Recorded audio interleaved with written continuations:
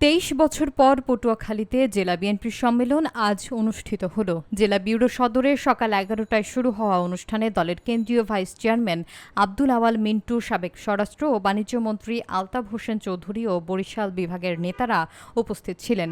জেলার 8 উপজেলা এবং 3 পৌরসভা থেকে হাজারো নেতাকর্মী উৎসব মুখর পরিবেশে সম্মেলনে যোগ দেন।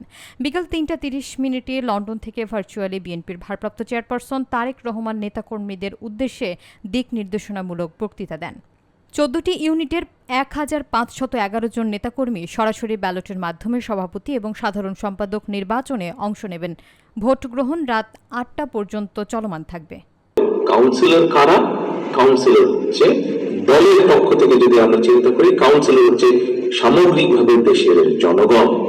বিশেষ করে এই যে আগামী নির্বাচন যেটি হবে, আমাদের যে প্রত্যাশিত, বাংলাদেশের মানুষের যে প্রত্যাশিত যে নির্বাচন এতে হবে, তাদের কাছে গিয়ে আমাদেরকে তুলে ধরতে হবে যে আমরা দেশের জন্য, তারা যদি বাংলাদেশের মানুষ যদি আগামী নির্বাচনে বাংলাদেশ জাতীয়তাবাদী দল, আপনার আমার আমাদের সকলের যে দল বিএনপি সংক্ষেপে, এই দল দেশের মানুষের দেওয়া দায়িত্ব যদি পায়, তাহলে আমরা কি করব?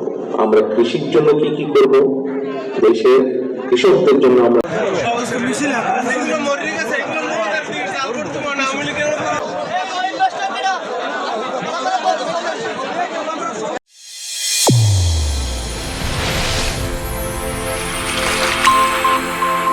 চ্যানেল A1 হৃদয়ের স্পন্দন।